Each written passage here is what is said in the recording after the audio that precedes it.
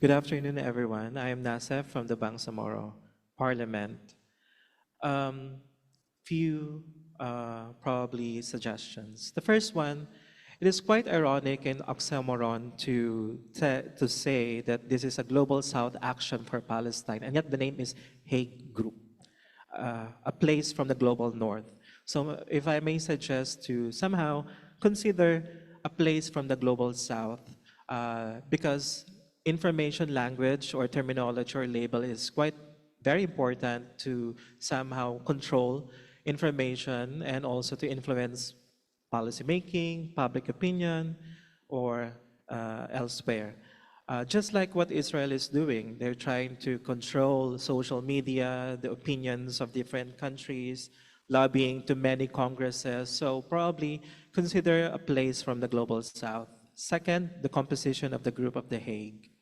Belize, Bolivia, Colombia, Cuba, Honduras, Namibia, Senegal, South Africa, and there's only one Muslim country, Malaysia, and none from any from the Arab countries who probably even initiated to become a member of the Hague Group, a global South action for Palestine. Although I know that we had a ministerial meeting last month with other countries to extend the 6 measures that you are proposing, but you know, the third point that I'd like to tell you is the state of the Muslim world.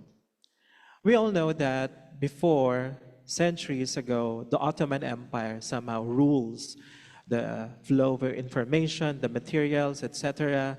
But at the decline and diminishing and disintegration of the Ottoman Empire, that's where many of these nationalist problems started. For example, how the Zionists co-opted lobbying for during the League of Nations until to the United Nations. They were very, very successful compared to their counterpart, the Palestinian counterpart, in lobbying for a state for themselves. So that's what we got, the state of the Muslim world, the Global South Action for Palestine. Now, what's the essence or significance of Palestine to Bangsamoro? As you can see, we have a similar experiences as what like the Palestinians have experienced for century.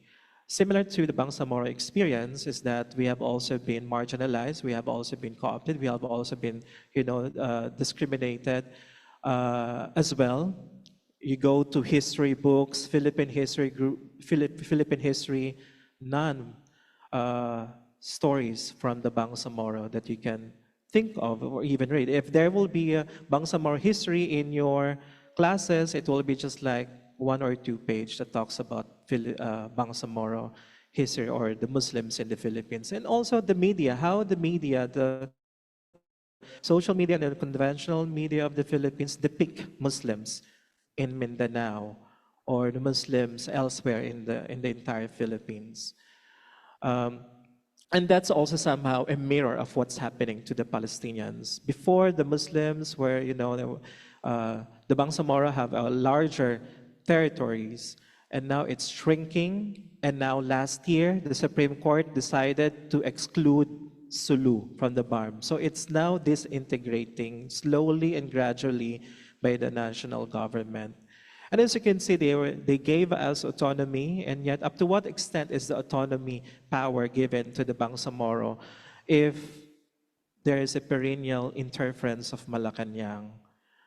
I don't know when the Bangsamoro will exercise their right to suffrage to elect their own leaders, because it's always been postponed and postponed. And now the Supreme Court decided to postpone again the first parliamentary election this October to next year. But I don't know when it will happen. So similar to the marginalization, similar to what I've experienced, I think what we can also, the Bangsamoro, be an inspiration to the Palestinians is that they tried to renegotiate, they tried to discuss with the Philippine government that they wanted to have their own share of the resources that is rightfully for them. Similar within the Bangsamoro, there is a dialogue between not only for the Muslims, but as well as for the indigenous peoples, the Lumads, and as well as the Christian community settlers, and as well as the Chinese.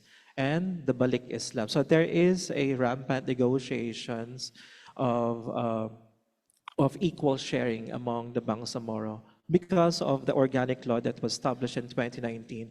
And I think this Bangsamoro experience can also be an experience for, as well, for the Palestinians. Way back when I was doing my PhD, my first publications was about Palestinian refugees. And I was struck with the data that I got when I was doing my research, how the Arabs treat their own fellow Palestinians. Can you see rich, powerful Arab countries, Gulf countries, UAE, Qatar, how they treat Saudi Arabia? Can you imagine in 1969, because of what happened, the arson attack in Al-Aqsa Mosque in Jerusalem, that they called up and they grouped themselves and established the Organization of Islamic Cooperation, OIC. I think that's what they, famous about. They only see OIC of what's happening, and they just pronounce of support of what's happening in Palestine, but there are no concrete actions. Can you imagine? Look at the literature, how the Arabs people treat the Palestinians. It's very degrading.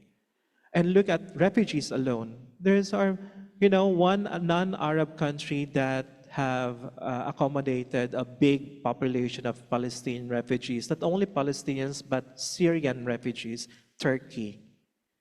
Compare their own fellow Arab countries in West Asia or in the Middle East.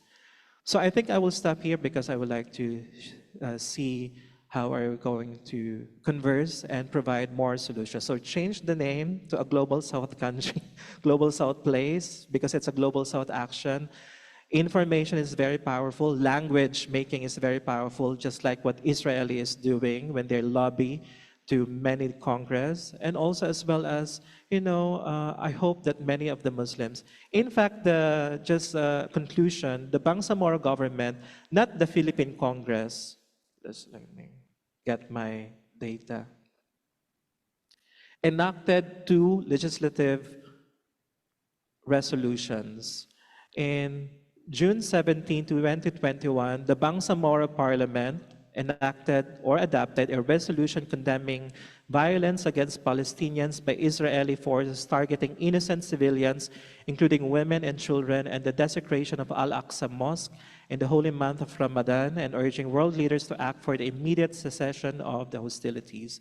Another legislative action done by the Bangsamoro Parliament, not the Philippines, because I'm trying to look at if the Philippine Congress have acted any resolutions in support of the Palestinian cause. None, zero. Even the present administration, President Bongbong Marcos, he said that he stands with the Israel in war against the Hamas or against the Palestinians. That's the position of our government. Second, in legislative action done by the Bangsamoro Parliament, a resolution adopted on October 17, 2023, condemning the acts of violence and collective punishment against the people of Palestine and calling for the immediate declaration of unconditional cessation of hostilities between Israel and Hamas and the establishment of a humanitarian corridor for Gaza. So as you can see, the Bangsamoro have always been there calling for support for Palestinian. The Bangsamoro government and many of its stakeholders have boycotted many big corporations that are explicit and implicit in support of war making in Israeli. And many of the products have also been boycotted by the Bangsamoro government. So this has been the concrete actions that done, even though we're a very, very small region society, community in the Philippines, still we're doing our part in support of the Palestine. And I hope that the Philippine government will also do so, the same thing that the Bangsamoro Parliament has done. Thank you.